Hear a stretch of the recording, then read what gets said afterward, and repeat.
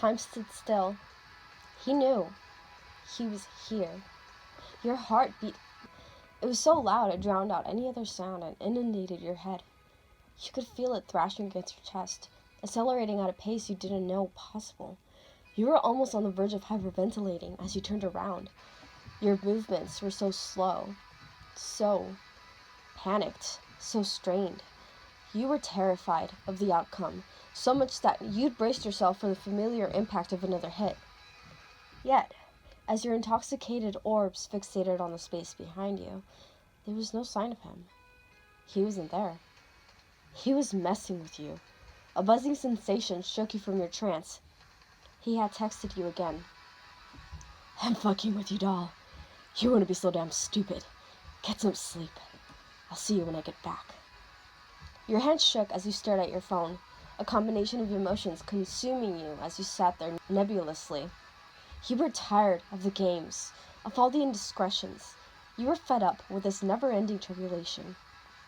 You weren't happy. He didn't care, though. He would never let you go.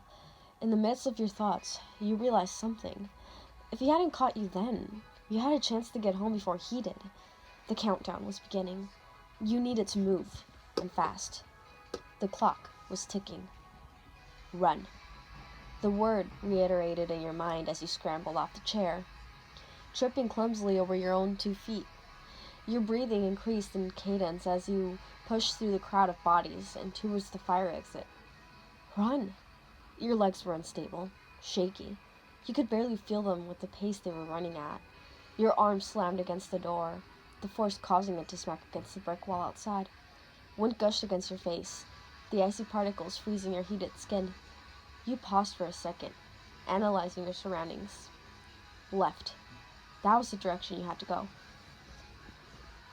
You cantered out onto the street and started sprinting. You could hear footsteps reverberating in the silence, echoing of the buildings. Thump, thump, thump. They didn't match the rhythm of your footfall. They weren't yours. The dawning realization hit you harder than you could grasp. He had lied. He was messing with your head. He had been in the nightclub the entire time. He had been testing you. You panted frenziedly as your eyes darted across the street, searching for him. Nothing. You stopped abruptly, the rubber soles of your shoes abrading against the sidewalk. There was no point in making him angrier. You had to face the consequences. Found you. A menacing voice hissed from behind you. He was furious. You turned around, your lower lip quivering anxiously. Jeff, Whack. You gasped inwardly as his hand struck your face. You were stunned. Jeff was capable of a lot of things, but you never thought he was capable of that. He'd hit you before, but never intentionally, and never in your face. But this time, he knew what he was doing. He had meant it. Your jittery fingers eased upwards, wincing at the stinging sensation that lingered on your cheek. Jeff took a step towards you, his ominous orbs darkening. You must think I'm so fucking stupid. How? I waited, he whispered, his breath abiding into a giggle. I waited around that fucking corner for an hour, waiting for you to fuck up. And guess what? His toned chest pressed up against yours, his intimidating aura enrapturing you. You did. You shook your head. Jeff, it's not what it... Not what? Not what it fucking looks like?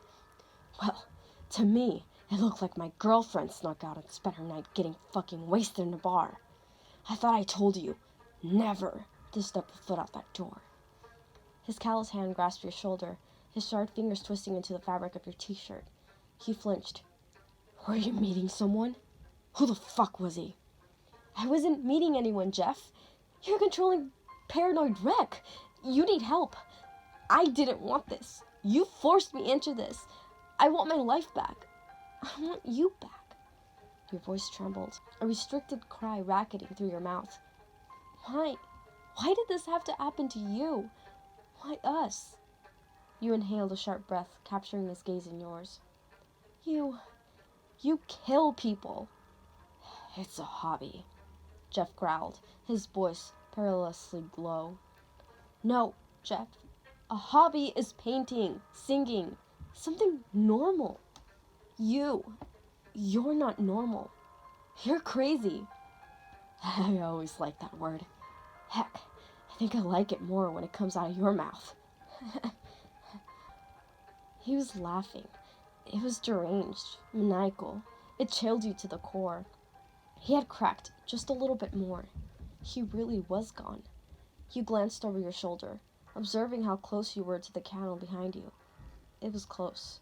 You took a step backwards, distancing yourself from the male that was currently doubled over in a hysterical state. You couldn't do this anymore. The decision that pounded in your head would prove to be the stupidest one you'd ever made. It was drastic. It was careless. But you had one of two choices.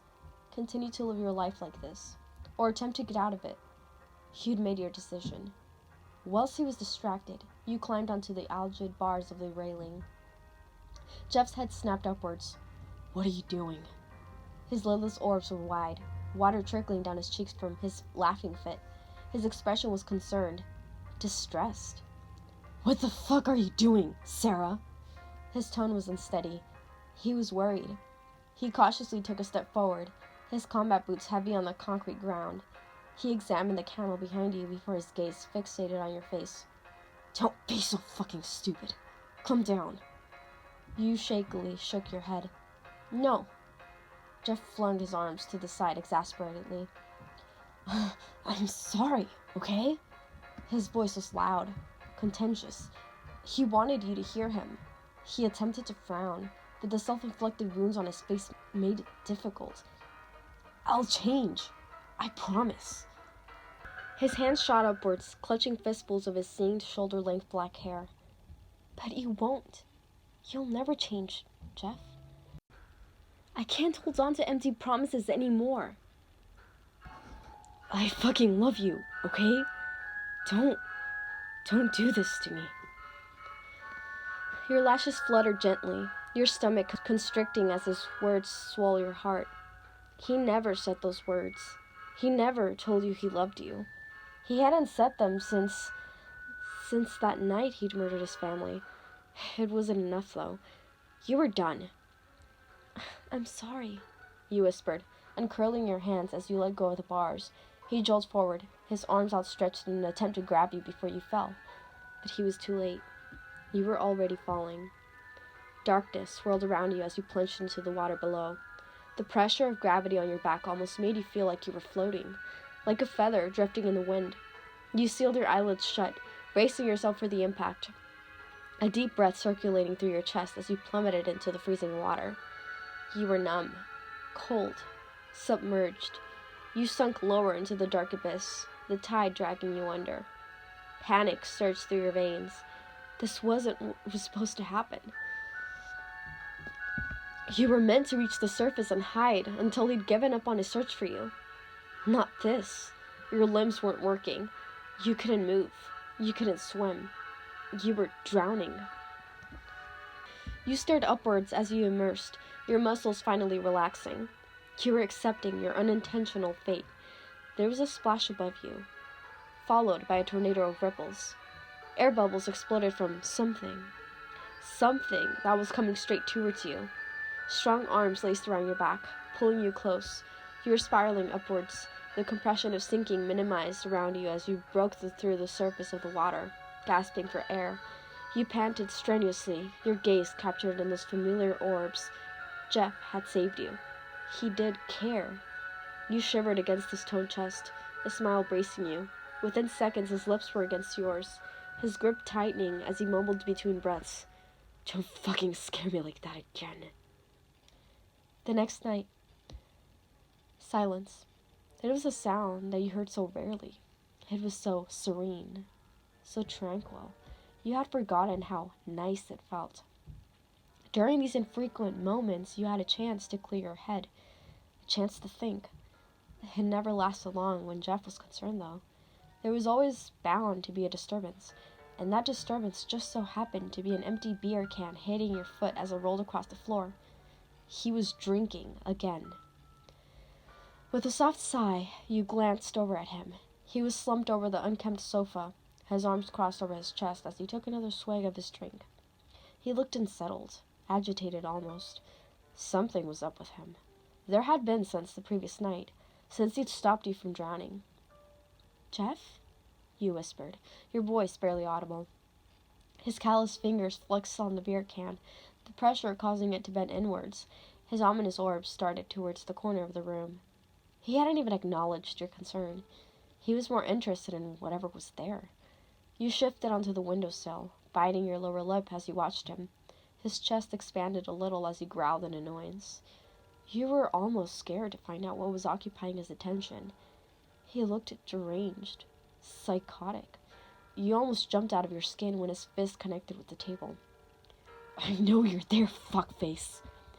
Your head snapped towards the corner, scrutinizing the darkness for something.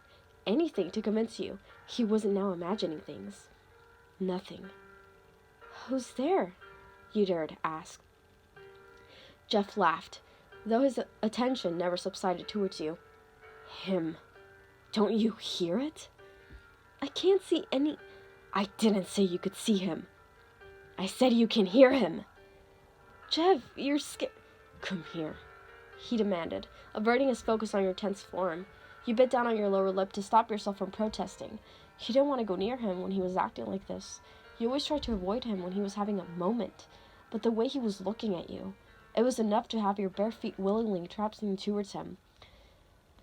You watched carefully as he heaved himself up from the sofa, taking note that the black pants that once constricted his thin legs were now disheveled and baggy. He looked up into his dark eyes, intimidated by his height. Before you had time to register anything, you were pinned to the floor with your legs either side of his waist in one swift motion. The sudden impact of your back hitting the ground caused you to gasp. It had hurt. "Tell me something, princess," he giggled. "If I were to keep you in this position, would you mind?" Your lips parted in an attempt to answer, but no sound came out. "She looks terrified." Jeff's grin extended, blood oozing from the lacerations on his cheeks. "That's because she is." "Jeff," you uttered. "What? You don't like me on top of you?" "Jeff, get off her, man. She's about to burst a blood vessel." Jeff simply snickered as he got off of you, peering over at the corner. It was only then that you realized a voice had been speaking, a voice that you didn't recognize, a voice that had come from the shadows. You were going crazy. You were sure of it. He'd driven you to it. "Go to bed. I'll be there soon," Jeff hissed as you scrambled to your feet. Making a dash for the door, you didn't want to stay there any longer than necessary. As you exited into the bathroom, you caught a glimpse of a blue mask. Jeff's point of view. Jeff stared after you, his gaze fixated on your movements. You were so delicate. It angered him. He despised the part of him that was altered by instincts that made him want to hurt you. You were like fragile porcelain in his fingertips, something that he could shatter into pieces with a fraction of a second. The yearning to hurt you was raining. He was a killer that thirsted after blood, but something always stopped him from harming you. Love. The word crawled under his skin, burning his Critch's heart like acid. The fact that he loved you infuriated him. He wasn't supposed to feel anything for anyone. Yet it was true. There was a figment of him that couldn't deny it. Jeff's head jerked to the side, seeking the source of the voice that had disrupted his silence. It was him, the jerk that had ruined his attempts to hide things from you. He was really beginning to loathe that masked male, his jaw clenched in annoyance. "She saw you, you fucking idiot!" He spat, his teeth gritting vexatiously. The masked male, he sighed under his breath. "You can't hide her from them." "I can, and I fucking will," he growled. "They'll find her." Jeff tilted his head to the side, his mood changing. He grinned at the other male, the action causing the lacerations on his cheeks to reopen. Blood oozed from the wounds, trickling down over his jaw into his neck. He apprised that feeling, the feeling of blood trickling down his skin. A few strands of his straggly hair fell into his face, disguising his features as he stalked towards the shorter male. "But they won't," he whispered lowly. His voice was vicious, aberrant, insane. Without warning, he slammed the masked intruder against the wall, the metallic rim of his knife penetrating the gray skin on his neck. "Get out!" Jeff seethed between breaths. He was pissed. The other male simply laughed, arching his head to give Jeff a better view of his neck. "You can't keep her hidden, Jeff," he warned, shoving him off of him. "You've bent the rules enough." "Watch me," Jeff snarled. "Just fucking watch me, EJ." Eyeless Jack let out a defeated groan. He was done trying. He'd been warning him for weeks. Without uttering another wasted word, he stepped backwards into the shadows, disappearing from Jeff's sight. Jeff glared at the now vacant area before him for quite some time, being certain and reassuring himself that he was gone. The next time he came back, he would be sure to do something about it. He hadn't even known that there were others like him until that blue-masked fucker showed up. And now they were screwing things up. With an exasperated sigh, he turned on his heel and stalked into the bedroom. He stared at your sleeping form. If he would allow nice words to grace his vocabulary, he would have told you that you were beautiful. But unfortunately, he didn't possess such words. He leaned down, placing a kiss on your forehead. You were his, and he would make damn sure it remained that way. Reader's point of view. You jolted awake to the sound of the window being rattled. It was loud. The sound was deafening your eardrums. Your orbs searched the bedroom frenziedly as your lashes flickered open. Something wasn't right. You could feel it as your vision neared the doorway. Lightning seared the darkness, casting sinister shadows along the walls. "Jeff," you whispered, your soft voice barely audible. You traced your fingertips towards him. Empty. Your head lurched to the side, scanning the vacant space. "Jeff?" No answer. "Jeff!" You yelled into the silence. Still, no answer. You shakily inhaled a breath, thoughts rupturing your mind. You were worried, concerned, frightened. It wasn't like him. He never left without saying a word. He wouldn't. Not after the stunt you'd pulled the previous night. You negligently hauled the bedsheets off your body, your bare legs maneuvering over the edge of the mattress. As your feet patted against the wooden floorboards, they creaked. You grimaced. So much for being quiet. 1 second, 2 seconds, 3 seconds. You perched there silently, your limbs still in the motion of getting out of bed. You didn't want to alert any attention. Silence. Nothing was en route to find you. It was safe. You tramped towards the living room, your movements reluctant, stagnant. You weren't prepared for this. You weren't thinking. You didn't know what was waiting in the darkness. You could have been walking directly into a trap. But now, it was too late. You had no choice now. The ticking of the clock pulsated your nerves. It was rare time was an extraneous thing in these situations. Every minute just felt like the last. Now, you understood why people in horror movies searched, why they so ultimately ventured to their end. Because they didn't know what was coming, unlike the person watching. You couldn't just sit there either. You needed to know. Click. You whirled around as a luminous flash captured you. Your eyes scrunched in response to the bright light. Moments later, it was dark again. Your chest expanded as you inhaled a sharp breath, fear coursing through your veins. Laying stationary on the ground several feet in front of you was your cell phone. The overwhelming urge to get it was consuming you. You could call Jeff. You could do it.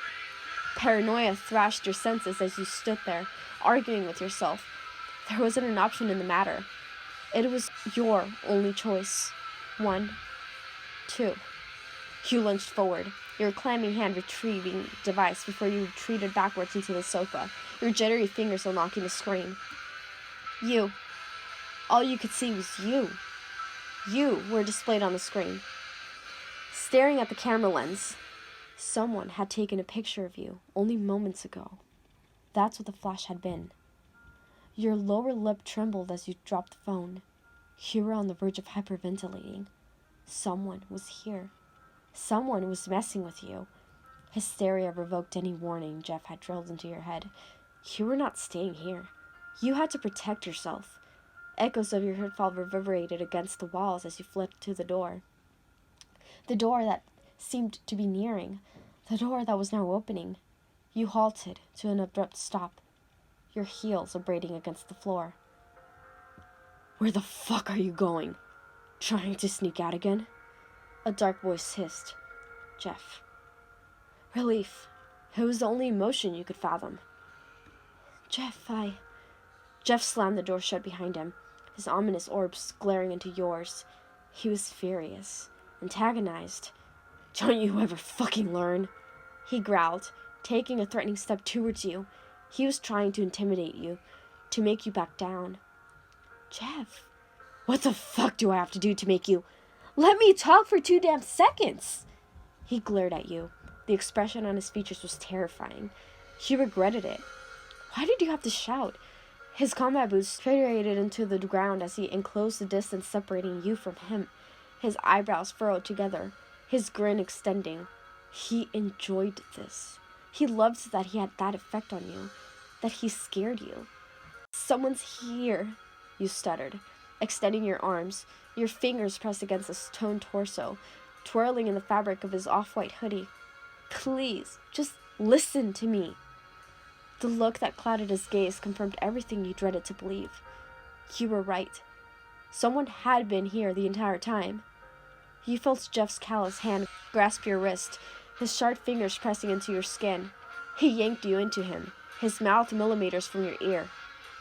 Get in the room and hide. Don't make a fucking sound. He whispered emphatically.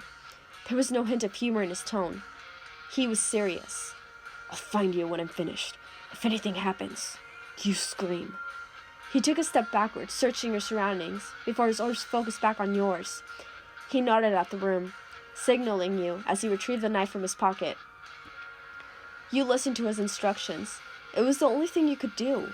You turned on your heel, darting into the bedroom. Your heart was beating in your chest. You were terrified. You turned around the second you were in the room, slamming the door shut.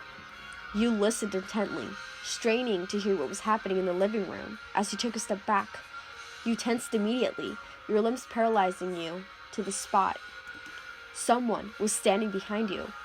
You could feel the vibration of their chest as they giggled. Your mouth parched. You couldn't make a sound. Let's play a little game.